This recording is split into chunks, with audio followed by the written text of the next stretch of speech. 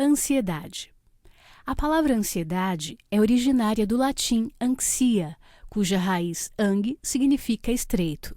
De acordo com a linguística, o radical ang pertence à família que originou as palavras anseio, ansiar e angia, que derivou angina, a dor constritiva ou o aperto atrás do osso externo.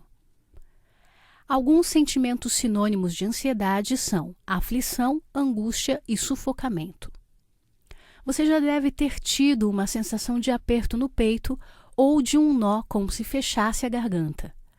Quando temos essas sensações, geralmente nos reportamos ao sentimento de ansiedade para explicar o que estamos sentindo. De fato, a partir de uma explicação etimológica, a ansiedade é esse sentimento que nos dá a sensação de aperto.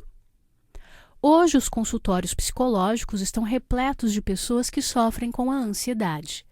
Alguns possuem um grau mais elevado de sofrimento, classificado como um transtorno de ansiedade.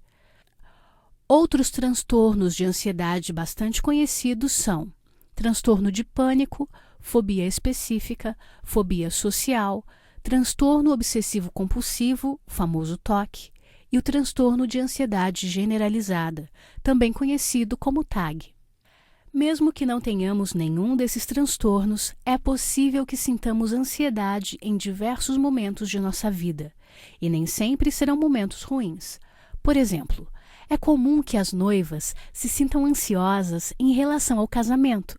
Aquela ansiedade que tira o sono ao longo do período de preparativos, devido às inúmeras preocupações e aos diversos contratempos, não é nada bem-vinda.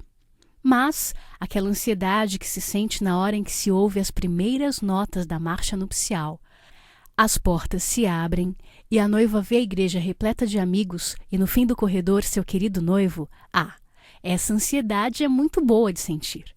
É ela que marca o momento. O casamento não teria a mesma emoção, não fosse o nó na garganta e as palpitações características desse momento. O grande problema é que sentimos muito mais a ansiedade ruim do que a ansiedade boa, que emociona e deixa alguns momentos ainda mais especiais. E por que sentimos mais ansiedade ruim? Em relação a que aspectos, disse Jesus, não devemos andar ansiosos? Lucas 12, 22. Quanto ao que havemos de comer e vestir.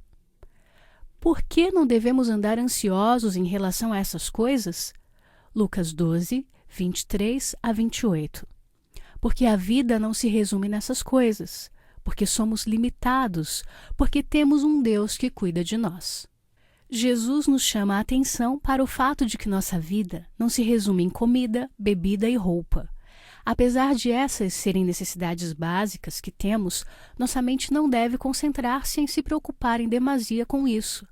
Então, ele nos apresenta 3 grandes motivos para não andarmos ansiosos. Os motivos apresentados por Jesus são, na verdade, 3 importantes pensamentos que, se exercitarmos, nos livrarão do sentimento de ansiedade que nos faz sofrer. Primeiro, nossa vida não se resume às coisas que nos geram ansiedade. Às vezes, nos concentramos tanto nos problemas, tanto naquilo que nos falta ou nas razões de nossa angústia e aflição, que nos esquecemos que nossa vida vai muito além dos problemas que podemos enfrentar. Existe vida para além dos problemas. Segundo, possuímos limitações. Por mais que nos preocupemos com algo ou sintamos ansiedade em relação a coisas importantes, continuamos sendo seres limitados. Por mais ansiosos que fiquemos, não podemos fazer nada para além de nossas capacidades. Nossas capacidades são limitadas e, quando reconhecemos isso, muitas de nossas preocupações perdem o sentido. Ficar ansioso não resolverá o problema. Então, se chegamos ao nosso limite, não vale a pena sentir ansiedade. Terceiro, há um Deus que não possui limitações. Quando nos deparamos com nossas limitações e a impossibilidade de resolvermos nossos problemas, ao invés de ficarmos ansiosos e angustiados, devemos nos lembrar de que há um Deus ilimitado que sabe de todas as nossas necessidades e deseja nos ajudar. O que mais a Bíblia nos ensina sobre ansiedade? Provérbios 12, 25. A ansiedade nos abate. Muitas pessoas, por estarem constantemente ansiosas e angustiadas, desenvolvem as chamadas doenças psicossomáticas.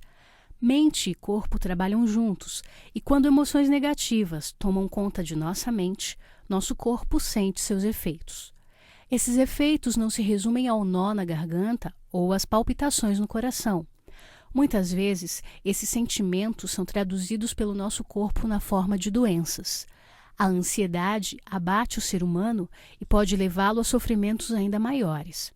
Então, uma pergunta se faz necessária. As coisas que nos geram ansiedade são tão importantes assim que possam custar nossa alegria e bem-estar? Vale a pena viver ansioso quando Cristo diz que devemos confiar nele? Que conselho o apóstolo Pedro nos deixou sobre este assunto? 1 Pedro 5, verso 7. Devemos lançar nossa ansiedade sobre Deus, porque Ele cuida de nós.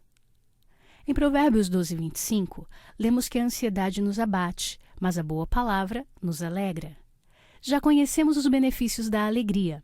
Podemos então confiar nas boas palavras de Jesus quando disse: "No mundo tereis aflições, mas tende bom ânimo, eu venci o mundo." João 16, 33. Para refletir. O amor difundido por Cristo por todo o ser é um poder vitalizante.